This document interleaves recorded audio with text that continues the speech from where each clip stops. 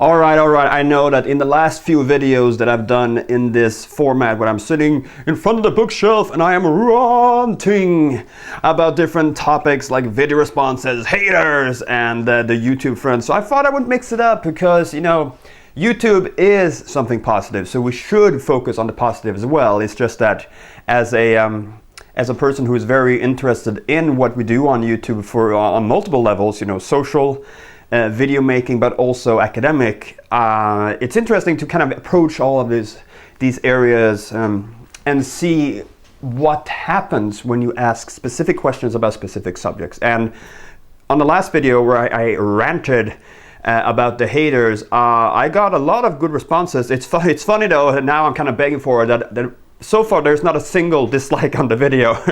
Go dislike right now! Don't do it, don't do it. I said nothing.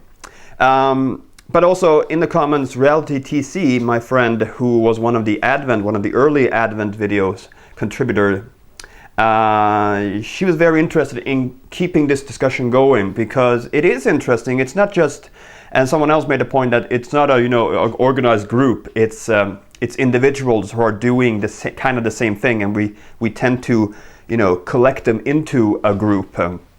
Can you imagine if if the haters had their own VidCon? That would be fun.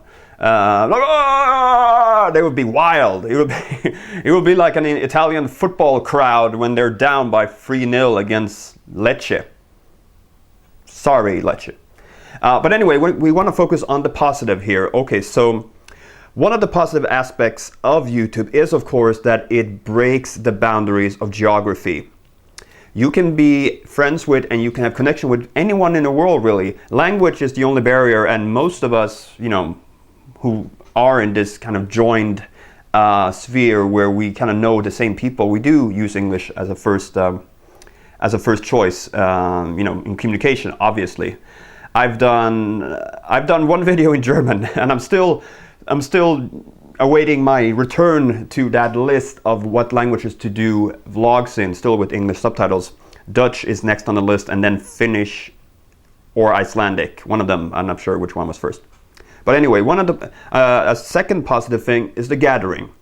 When you go to a gathering or when you meet someone that you don't necessarily live close to because you just don't have that choice, it's a beautiful thing because suddenly the two-dimensional screen, which you cannot control, you can suddenly have influence. You can be the camera. You can choose. I'm trying to combine chose and choose. Choose.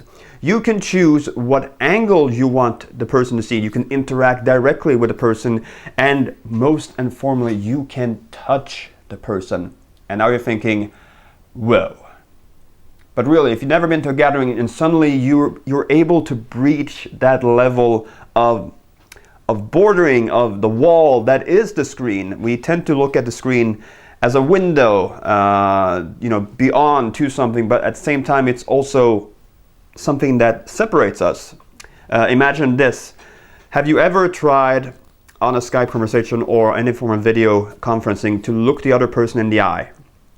It feels unnatural because you know that person cannot look in your eyes at the same time. You know, I'm pretty sure that the Apple company is going to figure out a way to put a webcam behind the screen so that you can actually simulate looking into the person's eye. But we're still not there yet. And suddenly, when you meet each other, you can do that. You can look into someone's eyes and say, I am such a fanboy and I have a room booked right over there. You want to go? And that person will unsubscribe or have babies with you. Other positive things with YouTube is that suddenly you can do things that you don't normally do within the sphere, the social sphere, the geographic social sphere that you live in, because you're kind of set in this role. You know, you are the person that people think is the funny guy, which means that nobody will ever have a serious conversation with you. And also you can reach out when you have something that troubles you, something that is really, you know, and you don't want to talk to the family about it, you don't want to talk to the spouse, you don't want to talk to friends. Out there, through YouTube. And this is extended, you know, obviously through social media like Twitter, Skype, Facebook, Daily Booth, whatever. But you can have a conversation. I've had plenty of really, really good conversations with people that I've never met. People I might not even have Skype with before, or, you know, I've only watched, but they've never commented on my videos. I never commented on theirs, but they're still in that sphere. I like the word sphere. It's a good word. The rhizomatic sphere. Yeah, Google rhizomatic is a good word to use. So let me know. I want to know, what are the really, really positive things that YouTube has brought to you? What are the things that you feel like, ooh, if it weren't for YouTube, I would not be the person I am. I would not have thought the things I think. I would not have had the friends I have, and so on. Give me examples of really, really positive things on YouTube. It'll be very fun and very interesting to see that, so that we can mix it up. We don't have to be all negative, although a rant is so much more fun when you can attack something. Positivity, hater. And thank you again. Thank you to everybody. Okay, let me build this up first. Nowadays, the boxes don't have the same power as they used to. In the old days, when you subscribe to a person, you would always get the people that are in your box would be automatically, you know, add this too.